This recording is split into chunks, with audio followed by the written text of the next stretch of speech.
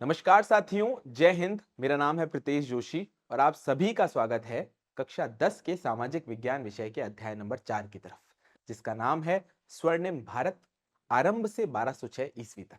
इस पूरे के पूरे अध्याय के अंदर हम ये समझने की कोशिश कर रहे हैं कि साहब भारत बना कैसे। यानी आज का जो भारत हमें देखने को मिल रहा है, प्राचीन काल के अंदर भारत कैसा था, भारत के साम्राज्य कौन कौन से थे। इस अध्याय की शुरुआत हमने महाजनपद से करी थी और उन महाजनपदों में से एक जनपद जो थी, जो कि मगध थी, वो अपने आप में धीरे धीरे किस प्रकार ताकतवर हो गई थी, इसके बारे में अपन ने चर्चा करी थी। पिछले भाग यानी पार्ट नंबर सेकंड के अंदर हमने चर्चा करी थी एक वंश के बारे में, जो कि मगध साम्राज्य को पूर्णतः बढ़ा देता है, और वो वंश था मौर्य वंश। मौर्य वंश के अंदर हमने चंद्रगुप्त मौर्य के बारे में बात करी, बिंदुसार के बारे में बात करी, अशोक के बारे में बात करी, और अंतिम बात हमने करी थी मौर्य साम्राज्य के पतन के बारे में कि साहब मौर्य साम्राज्य का पतन क्यों हुआ। तो उसका कारण था उत्तराधिकारी का कमजोर होना। उत्तराधिकारी कौन था? बृहद्रथ। पर कमजोर उत्तराधिकारी होगा तो उसकी जगह कोई ना कोई और लेगा। इसी तरीके से हम देखते हैं कि पुष्यमित्र शुंग जो है वो कमजोर उत्तराधिकारी यानी बृहद्रथ को खत्म करके अब एक नए वंश की शुरुआत करता है, जिसका नाम क्या है? जिसका नाम है शुंग वंश। तो चलिए कहानी समझते हैं, सुनते हैं शुंग वंश। अगर मैं शुंग वंश की बात करूं तो मुझे देखने को मिलता है इससे पहले कौन सा साम्राज्य था, तो हमें याद रखना है साहब, मौर्य साम्राज्य था, मौर्य वंश था। मौर्य वंश का आखिरी राजा किसका नाम? तो अपन याद रखेंगे साहब बृहद्रथ का नाम। बृहद्रथ को पूर्णतः खत्म करके कौन पूरी तरीके से नए वंश की शुरुआत करता है? तो हमें ध्यान रखना है शुंग वंश का संस्थापक, जिसका नाम है पुष्यमित्र शुंग। तो चलिए बात करते हैं साहब पुष्यमित्र शुंग के बारे में। अगर मैं पुष्यमित्र शुंग के बारे में बात करूं तो साहब शुंग राज्य का संस्थापक कौन था? तो अपने को ध्यान रखना है पुष्यमित्र शुंग। पुष्यमित्र शुंग ने अंतिम मौर्य शासक बृहद्रथ को पूर्णतः हराकर 184 184 ईसा पूर्व में हत्या करके मगध में शुंग वंश की स्थापना करी। साहित्यिक और पुरातात्विक स्रोतों से शुंग वंश के इतिहास के बारे में हमें जानकारी जो है वो प्राप्त होती है। अब हम चर्चा करेंगे कि साहब शुंग वंश की शुरुआत तो हमने देख ली, लेकिन ऐसे कौन से साहित्यिक स्रोत हैं जो हमें शुंग वंश की पुष्टि करते हैं। तो चलिए चर्चा करते हैं शुंग वंश की पुष्टि करने वाले साहित्यिक स्रोतों के बारे में। आपने पतंजलि के बारे में सुना होगा, तो हमें यहाँ पर देखने को मिलता है पतंजलि का चाहे महाभाष्य हो या कालिदास का मालविका अग्निमित्रम हो, बाण भट्ट का हर्ष चरित्र हो, ये सारे के सारे साहित्यिक तौर पर जो स्रोत है वो पूर्णतः हमें शुंग वंश के बारे में बताते हैं। अभिलेख साक्ष्यों के साथ देखने को मिलता है, चाहे वो खारवेला का हाथी गुम्फा अभिलेख हो या फिर धनदेव के अयोध्या अभिलेख, भी शुंग वंश की पूर्णतः जानकारी प्राप्त करते हैं। आपने एक चीज नोटिस करी होगी कि साहब जब हम ऐतिहासिक स्रोत की बात करते हैं तो ऐतिहासिक स्रोत जो है हमारे पास बड़े लिमिटेड होते हैं। जैसे साहित्यिक स्रोत हो गए साहब, प्राचीन काल के अंदर कोई किताब लिखी गई, कोई ग्रंथ लिखा गया, उसके अंदर किसी में जानकारी मिल गई, या फिर अभिलेख जो है हमें बढ़िया जानकारी देते हैं। अब एक चीज यहां पर आप समझो, चाहे अभिलेख हो या फिर हमारे ग्रंथ हो, वो पूर्णतः सच्ची जानकारी है या नहीं है, ये अपने आप में भी ध्यान रखने वाली बात है। क्योंकि जो ग्रंथ है वो लिखवाया किसके द्वारा जा रहा है? तो सब दरबारी कवियों द्वारा लिखवाया जा रहा है। अच्छा, इसके अलावा हमें देखने को मिलता है कि जो अभिलेख है वो किसके द्वारा खुदाए जा रहे हैं? स्वयं राजाओं द्वारा खुदाए जा रहे हैं। तो क्या वो अपनी बारे में कुछ अलग बातें नहीं बताएंगे? वो पूर्णतः जो बात वो लोगों को बताना चाहते हैं वही पूर्णतः लिखवाएंगे। तो ये ऐतिहासिक ग्रंथ के तौर पर देखने को मिलता है। पुष्यमित्र शुंग जो था वो अंतिम मौर्य शासक बृहद्रथ का सेनापति था। पुष्यमित्र ने विदिशा को अपनी दूसरी राजधानी बनाया। अच्छा, सबसे बड़ी बात हमें देखने को मिलता है कि जिस प्रकार मौर्य वंश के समय पर बौद्ध धर्म, जैन धर्म का बड़े स्तर पर प्रचार प्रसार हुआ, पुष्यमित्र शुंग जो है वो पूर्णतः वापस से जो वैदिक धर्म है या फिर मैं भागवत धर्म की बात करूंगा, उसका उत्थान करने के लिए शुरू करता है। वो अश्वमेध यज्ञ करवाता है। पुष्यमित्र शुंग जो है वो ब्राह्मण धर्मावलंबी था। उसने अपने शासन काल के अंदर अश्वमेध यज्ञ का अनुष्ठान किया। अश्वमेध यज्ञ अपन क्या कहते हैं कि साहब राजा जो है अपने घोड़े को छोड़ देता है, जहां तक घोड़ा जाता है वो राजा की सीमा। अब अगर कोई राजा के घोड़े को रोकेगा तो साहब राजा फिर उससे युद्ध करने जाएगा, युद्ध में हराएगा और उस क्षेत्र को भी अपने पास ले आएगा। अश्वमेध यज्ञ बड़ा इंपॉर्टेंट। उसकी धार्मिक नीतियों के बारे में बात करूं तो वो ब्राह्मण धर्म का पुनरुत्थान करता है। साथ साथ में मैं इंपॉर्टेंट तौर पे कहूंगा भागवत धर्म जो वो भी अपने आप में उदय जो है इसी तौर पर मानते हैं। बौद्ध धर्म की अपेक्षा वैदिक धर्म का महत्व ज्यादा बढ़ गया था। शुंग वंश का अंतिम शासक था देवभूति।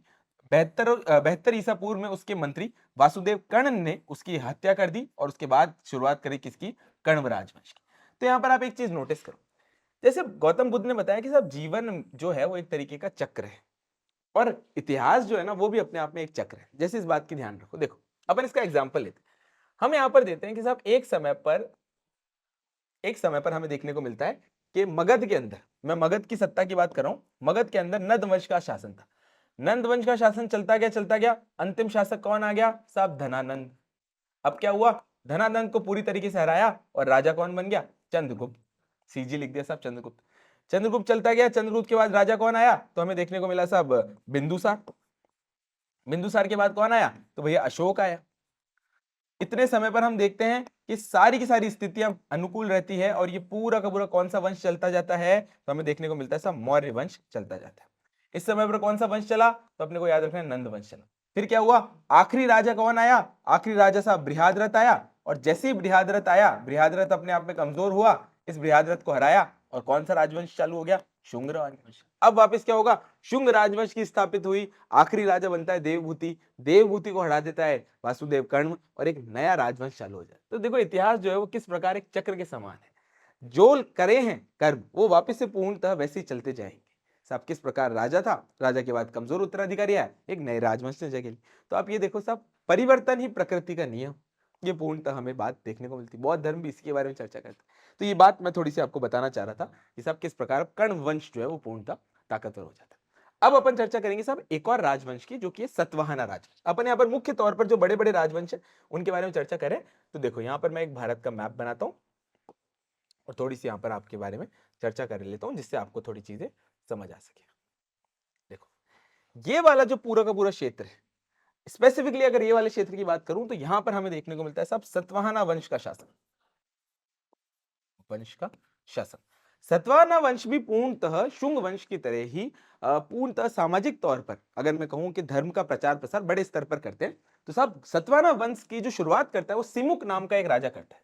राजा का नाम था सिमुक, पर जो प्रमुख राजा था, जो बड़ा राजा था, उसका नाम था गौतमी पुत्र शतकर्णी।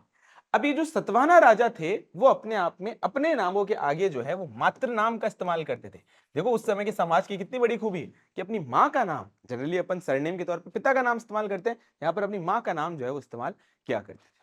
गौतमीपुत्र शतकर्णी सतवाहना वंश का सबसे प्रतापी शासक था। गौतमीपुत्र शतकर्णी ने शक शासक नहपान को युद्ध में पराजित किया तथा उसके सिक्कों पर पुनः अपना नाम खुदवाया, यानी उस समय का बड़ा इंपॉर्टेंट शासक था। यहाँ पर मात्र नाम याद रखना भी अपने आप में ध्यान रखने वाली बात है कि साहब वो कहते हैं ना साहब के पहले का समय खराब था। सोचो भाई, मात्र सत्तात्मक समाज, या मैं कहूंगा साहब के एक जो महिलावादी नारीवादी समाज जो है हमारा, तो प्राचीन काल था। मात्र नाम का यहाँ पर कितने बड़े स्तर पर इस्तेमाल हो रहा है, राजा इस्तेमाल कर रहा है, वो बड़ी बात है। अब सतवाहना राजाओं के बाद में हमें कोई इंपॉर्टेंट वंश देखने को मिलेगा तो वो था साहब गुप्त वंश। लो भाई वापस से मैप बनाता हूं और बताता हूं। तो एक चीज आप यहां पर नोटिस करो, जैसे उत्तराधिकारी जो है वो कमजोर हो रहे हैं, राजनीतिक स्थिति कमजोर हो रही है, एक नया राजवंश हो रहा है। अब इस पूरे के पूरे उत्तर भारत वाले क्षेत्र के अंदर हमें गुप्त शासन देखने को मिलता है, गुप्त शासन देखने को मिलता है। और इस स्वर्णिम भारत की बात कर रहे हैं तो साहब इस स्वर्णिम भारत का जो सबसे स्वर्ण काल था, कौन सा काल था साहब? सबसे स्वर्ण काल था, तो कौन सा है? तो साहब स्वर्ण काल जो है ये अपने आप में गुप्त साम्राज्य की यहाँ पर बात हो रही है, जो कि पूरी तरीके से भारत के स्वर्ण काल के तौर पर देखा जा सकता है। क्लियर? अब सुनो साहब गुप्त वंश के बारे में। श्रीगुप्त ने गुप्त वंश की स्थापना करी और महाराज की उपाधि धारण करी। किसकी साहब? महाराज की उपाधि धारण करी। श्रीगुप्त का उत्तराधिकारी जो था वो घटोत्कच था, यानी गुप्त वंश की शुरुआत किसने करी? तो साहब श्रीगुप्त ने करी। उसका उत्तराधिकारी कौन बना? साहब घटोत्कच बना। अब अगर मैं बात करूं साहब नेक्स्ट राजा की, तो वो था साहब चंद्रगुप्त प्रथम। ये चंद्रगुप्त मौर्य नहीं है, ये चंद्रगुप्त प्रथम है। गुप्त वंश का राजा है चंद्रगुप्त प्रथम। डन। गुप्त वंश का पहला महान शासक था चंद्रगुप्त प्रथम, जिसने महाराज की उपाधि करी। सब श्रीगुप्त ने किसकी उपाधि धारण करी? महाराज की। चंद्रगुप्त प्रथम ने किसकी उपाधि धारण करी? महाराजाधिराज की। चंद्रगुप्त प्रथम ने लिच्छवी राजकुमारी कुमार देवी के साथ विवाह किया। अब देखो भाई एक यहां पर अगर मैं लिच्छवी की बात करूं, लिच्छवी का जुड़ाव किससे था? गौतम बुद्ध से था, गौतम बुद्ध से था। तो हमें देखने को मिलता है कि चंद्रगुप्त प्रथम जो है अपनी धार्मिक स्थिति को और सुदृढ़ करने के लिए, राजनीतिक स्थिति को और ताकतवर करने के लिए विवाह किससे करता है? सब लिच्छवी राजकुमारी कुमार देवी से। चंद्रगुप्त प्रथम ने 319 ईस्वी में गुप्त संवत का प्रारंभ किया और उसका राज्यारोहण किया। याद रखना साहब गुप्त संवत की शुरुआत कब से हुई? तो सब 319 नेक्स्ट जो इंपॉर्टेंट राजा आता है वो आता है सब समुद्रगुप्त। और अगर मैं कहूं कि साहब एक ऐसा राजा जो वीणा बजाता हो, एक ऐसा राजा जो शत्रुओं को पूर्णतः पराजित कर देता हो, एक ऐसा राजा जिसके समय पर बड़े बड़े स्तर पर साहित्यिक रचनाएं हैं, या एक ऐसा राजा जिसने इलाहाबाद का जो स्तंभ अभिलेख है उसको पूर्णतः खुदवाया, या फिर जिसे मैं कहूंगा साहब प्रयाग प्रशस्ति। तो ये सारी की सारी जो बड़ी बड़ी बातें मैं कर रहा हूं, किसके बारे में बात कर रहा हूं? मैं बात कर रहा हूं राजा, इसका नाम है क्या? समुद्रगुप्त। समुद्रगुप्त, समुद्रगुप्त। चले साहब समुद्रगुप्त 335 ईस्वी से 380 तक। चंद्रगुप्त प्रथम के बाद उसका पुत्र जो समुद्रगुप्त था वो सम्राट बन गया। हरिसेन की प्रयाग प्रशस्ति से समुद्रगुप्त के इतिहास की जानकारी प्राप्त होती है। समुद्रगुप्त की वीणा बजाते हुए एक मुद्रा प्राप्त होती है, जिससे समुद्रगुप्त जो है वो संगीत के प्रति रुचि प्रदर्शित होती है। यानी ये बात पता चलती है कि साहब वो साहित्यिक तौर पर भी बड़ा इंपॉर्टेंट और तगड़ा व्यक्ति था। अब यहां पर मैं आपको एक इंपॉर्टेंट बात बताता हूं जो थोड़ी सी ध्यान रखने वाली है, जो आपके लिए थोड़ी सी इंपॉर्टेंट है, बताता हूं भाई। देखो, जब भी मैं समुद्रगुप्त की बात करूंगा तो एक चीज यहां पर नोटिस करनी पड़ेगी, बार बार नाम आ रहा है किसका? प्रयाग प्रशस्ति का। किसका साहब? प्रयाग प्रशस्ति का। अब जब मैं प्रयाग प्रशस्ति की बात करता हूं, अगर मैं प्रयाग प्रशस्ति की बात करता हूं तो क्या देखने को मिलता है साहब? प्रयाग प्रशस्ति क्या है? तो साहब एक स्तंभ अभिलेख है ना, स्तंभ के ऊपर लिखित है। इसके अंदर क्या लिखा है? जैसे हमें अभिलेख देखने को मिलते हैं, स्तंभ के ऊपर जो है समुद्रगुप्त के बारे में तगड़ी तगड़ी बात कह रखी है। किसने लिखी है? तो साहब उसका दरबारी कवि था जिसका नाम था हरिसेन। क्या नाम था? हरिसेन। वो प्रयाग प्रशस्ति को, इस पूरी की पूरी प्रयाग प्रशस्ति को चंपू काव्य पद्धति के अंदर लिखता है। चंपू काव्य पद्धति क्या है? देखो, आपने एक चीज देखी होगी, या तो किसी चीज को गद्य के रूप में लिखा जाता है या पद्य के रूप में। चंपू काव्य पद्धति के अंदर गद्य और पद्य यानी प्रोज और पोएट दोनों के तौर पर लिखा जाता है, और इसको कहते हैं साहब चंपू काव्य पद्धति। यानी कि क्या साहब? गद्य प्लस साथ साथ में पद्य के बारे में। अब ये जो प्रयाग प्रशस्ति है वो अपने आप में प्राचीन भारत की, अगर मैं कहूं साहब, सबसे महत्वपूर्ण अभिलेखों में से एक है, जिससे हमें समुद्रगुप्त के बारे में बढ़िया जानकारी मिलती है। ये ध्यान रखने वाली बात है, बिल्कुल इंपॉर्टेंट। चलो नेक्स्ट इंपॉर्टेंट अगर बात करें तो साहब समुद्रगुप्त जो था वो स्वयं एक श्रेष्ठ कवि था। उसने कविराज की उपाधि दी थी साहब। किसकी? कविराज की उपाधि पूर्णतः धारण की थी। अब समुद्रगुप्त के बाद कौन आ जाएगा? तो साहब चंद्रगुप्त द्वितीय। क्या साहब बात याद रखनी है? चंद्रगुप्त द्वितीय, इसने कौन सी उपाधि धारण करी? विक्रमादित्य की। देखो भाई, याद करते चलो। श्रीगुप्त ने किसकी याद की? तो साहब महाराज की। चंद्रगुप्त प्रथम ने किसकी करी? तो महाराज धीराज की। समुद्रगुप्त ने किसकी करी? तो साहब कविराज की। और चंद्रगुप्त द्वितीय ने किसकी करी? तो विक्रमादित्य की। विक्रमादित्य की। चंद्रगुप्त द्वितीय को देवराज या फिर देवगुप्त के नाम से जाना जाता। चीनी यात्री फायान जो है वो बौद्ध ग्रंथों की खोज में चंद्रगुप्त द्वितीय के काल में आया था। ये भी बात ध्यान रखनी है। अपन चीनी यात्रियों की बात कर रहे थे तो बौद्ध ग्रंथ की खोज में फायान जो है वो इसी के समय पर आया था, चंद्रगुप्त द्वितीय के समय पर। चंद्रगुप्त द्वितीय की कला एवं साहित्य प्रेमी थे और विद्वानों के आश्रयदाता थे। उसके दरबार में नवरत्नों से सुशोभित था, जिसमें सबसे विख्यात कवि जो थे वो थे साहब महाकवि कालिदास। अगर मैं कालिदास की बात करता हूं तो कालिदास किसके दरबारी थे? तो आपने वो याद रखना है साहब, चंद्रगुप्त द्वितीय के। चंद्रगुप्त द्वितीय के। चंद्रगुप्त द्वितीय के काल में मूर्तिकला, चित्रकला, धातुकला और वास्तुकला तथा विज्ञान के क्षेत्र में व्यापक प्रगति हुई। इसके कारण चंद्रगुप्त द्वितीय का काल जो है वो प्राचीन काल का स्वर्ण युग कहा जाता है। और मैं गुप्त काल को स्वर्ण युग इसीलिए कह रहा था क्योंकि चंद्रगुप्त के काल के अंदर चाहे साहित्यिक रचनाएं हो, चाहे राजनीतिक सुदृढ़ता हो, या फिर मैं अर्थव्यवस्था की बात करूं, सारा का सारा जो सबसे बड़ी बड़ी उपलब्धियां हासिल हुई वो इस चंद्रगुप्त द्वितीय के समय पर हुई थी। ये अपने को थोड़ी सी ध्यान रखने वाली बात है। क्लियर है यहां तक बात? अब देखो क्या होगा, जैसे ही गुप्त वंश जो है उसके उत्तराधिकारी आएंगे, धीरे धीरे वही स्थिति आएगी कि उत्तराधिकारी कमजोर होंगे और फिर अब एक नए राजवंश की शुरुआत हो जाएगी। स्थिति क्या होती है? नेक्स्ट राजा आता है कुमारगुप्त। चंद्रगुप्त द्वितीय की मृत्यु के बाद उसका पुत्र कुमारगुप्त प्रथम जो है वो महेंद्रादित्य का जो है वो पूर्णतः एक शासक बन गया। उसका राज्य सौराष्ट्र से बंगाल तक फैला था। कुमारगुप्त ने नालंदा विहार की स्थापना करी। सबसे इंपॉर्टेंट बात है कि नालंदा विहार की स्थापना किसने करी? तो कुमारगुप्त ने करी। कुमारगुप्त के शासनकाल की महत्वपूर्ण घटना जो थी वो पुष्यमित्रों का आक्रमण। किसका था साहब? पुष्यमित्रों का आक्रमण था। नेक्स्ट, गुप्त जो पूरा का पूरा ये जो इतना बड़ा वंश था, इसके समय पर सांस्कृतिक उपलब्धियां क्या है? क्यों? क्योंकि भैया मैं इस पूरे के पूरे काल को, मैं क्या कह रहा हूं, हमारी किताब जो है वो पूरी तरीके से इस काल को स्वर्ण काल कह रही। तो भाई स्वर्ण काल तो आप उसी को ही कहोगे ना जब राजनीतिक तौर पे, सांस्कृतिक तौर पे, सामाजिक तौर पर बड़ी बड़ी उपलब्धियां हो। तो स्वर्ण काल क्यों कह रही है? क्योंकि कुछ ना कुछ सांस्कृतिक उपलब्धि है। सांस्कृतिक उपलब्धियां क्या है? कि सब साहित्यिक रचनाएं हैं, राजा वीणा खुद बजा रहा है, राजा खुद कविराज कहला रहा है, बड़े बड़े नवरत्न हैं, बड़े बड़े दरबारी कवि हैं। तो साहित्यिक रचनाएं इंपॉर्टेंट हुई, सांस्कृतिक उपलब्धि। गुप्त काल में ब्राह्मण धर्म की प्रतिष्ठा स्थापित हुई तथा मंदिरों तथा मूर्तियों का भी निर्माण हुआ।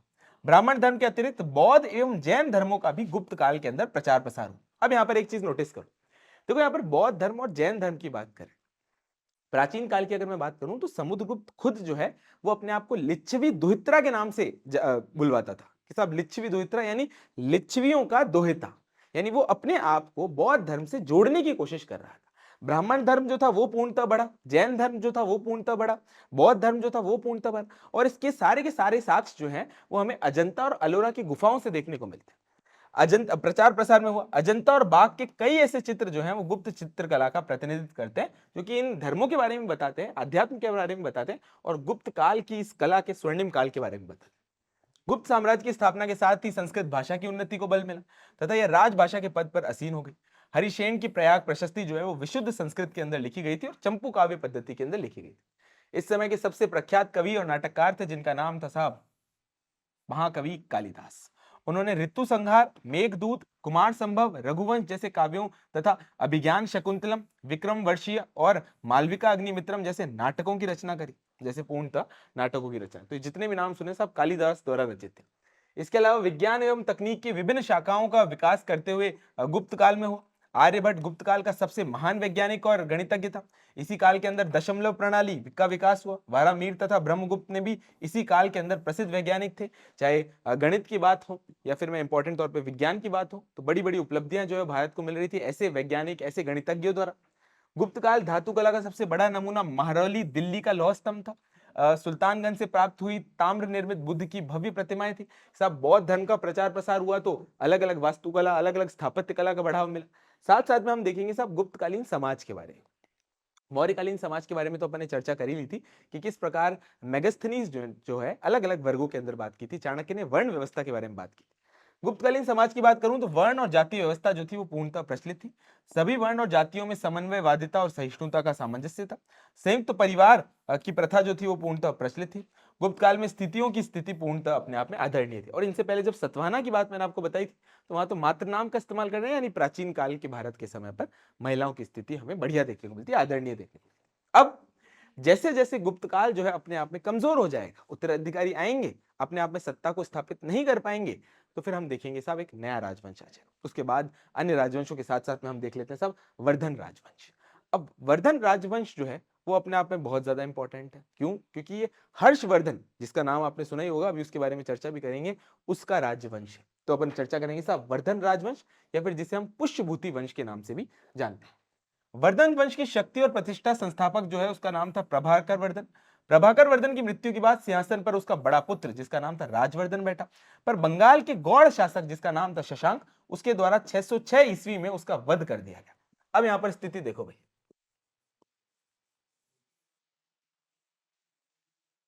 देखो वर्धन राजवंश का शासन यहां पर बंगाल में किसकी शासन है साहब? हम देख रहे हैं गौड़ राजवंश की, गौड़ राजवंश की। इन दोनों के बीच में युद्ध होगा और वर्धन राजवंश का जो उस समय पर राजा था हर्षवर्धन, उसको पूर्णतः वध कर देता है। अब यहां पर बदले की भावना लेगा। बदले की भावना कौन लेगा? उसके बाद देखो राजवर्धन के बाद उसका छोटा भाई जिसका नाम था हर्षवर्धन, वो पूर्णतः यहां पर शासक बना। और बदले की भावना से क्या देखने को मिलता है कि वो गौड़ बंगाल के ऊपर अभियान चलाता है, पूर्णतः उसको हराता है। साथ साथ में उसका सबसे महत्वपूर्ण युद्ध अभियान जो था वो भारत के चालुक्य नरेश पुलाकेशिन द्वितीय के साथ हुआ। हर्ष के काल में प्रसिद्ध चीनी यात्री ह्यूएन सांग भी आया था। देखो भाई, अगर मैं चंद्रगुप्त द्वितीय की बात करता हूं, किसकी बात कर रहा हूं साहब? चंद्रगुप्त द्वितीय की, चंद्रगुप्त द्वितीय की बात कर रहा हूं, तो मैं क्या देख रहा हूं सब? उसके समय पर कौन आया? तो अपन याद रख लें साहब फायान। और साहब हर्षवर्धन के समय पर कौन आया? तो ह्यूएन। तो जिन चीनी यात्रियों की मैंने अपन ने बात करी थी उनमें से दो प्रमुख यात्री तो इन दोनों के समय पर आए।